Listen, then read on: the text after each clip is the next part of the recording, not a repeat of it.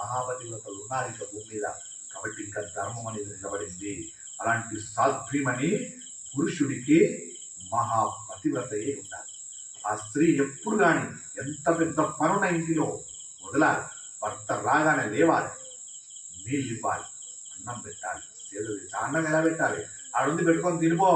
ఇది కాదు, నేను బీడీలు చేసుకుంటున్నాను, ఇవాళ 100 అయినాయి, ఇంకో 200 చేయాలి, అమ్మా ఇబ్బంది ఏం లేదు చేసుకో, కానీ రేపు నీ ఆత్మకు ఏమి చేసుకున్నావు పుణ్యం అంటే ఏమీ కనబడదు. ఈ బీడీలు చేస్తే ఇప్పటి వరకు డబ్బులు వస్తాయి, తింటావు, ఖర్చులకు వెళ్ళిపోతాయి, కానీ తర్వాత నీ ఆత్మకు తోడెవరు?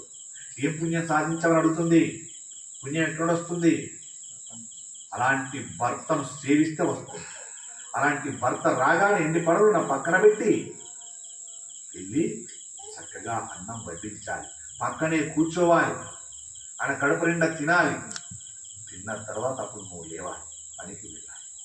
ఇంతే తప్ప ఆయన కన్నవాడుందని ఓ ఇంత పెట్టేసి వచ్చి ఇక్కడ కూర్చొని పెట్టుకొని తినండి అన్నాం అనుకోండి, అది కాదు.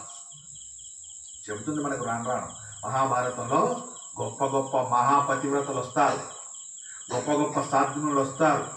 భర్త ఎలా ప్రవర్తించాలి, భార్య ఎలా ప్రవర్తించాలి, పిల్లలు ఎలా ప్రవర్తించాలి, సమాజంలో వ్యక్తులు ఎలా ప్రవర్తించాలి, ప్రతి ఒక్క అంశాన్ని మహాభారతం గుర్తు చేస్తుంది. అలా ఇల్లాలు తప్పకుండా పట్టెడన్నము పురుషుడికి గొప్ప శాంతినిస్తుంది, పరమ ఆనందాన్ని ఇస్తుంది. కాబట్టి భార్యే శాంతి. అందుకే ఇంటిలో భర్త లేకపోయినా భార్య, ఆ స్త్రీ నెట్టుకు రాగలదు సంసారాన్ని. ఎందుకు? తనకు ఓర్పు ఉంది కాబట్టి.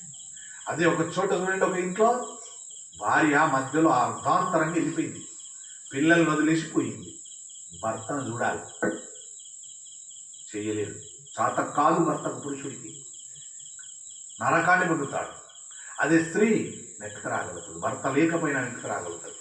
ఎన్ని అవమానాలు ఉన్నా, ఎన్ని ఇబ్బందులు ఉన్నా, ఎన్ని కష్టాలున్నా పడుతుంది, సంతానాన్ని పెద్ద చేస్తుంది, విద్యాబుద్ధులు ఇస్తుంది, గొప్ప స్థాయిలో నిలబడుతుంది. త్యాగం అంటే స్త్రీదే, అది పురుషుడికి ఉండదు. పురుషుడు చూడండి, భార్య పోయిందా, పిల్లలు 10 ఏళ్ళ వయసులో, 10 ఏళ్ళు కాదు 20 ఏళ్ళ వయసు ఉన్నప్పుడు కూడా భార్య పోయిందంటే పెళ్లి చేసుకుంటాడు.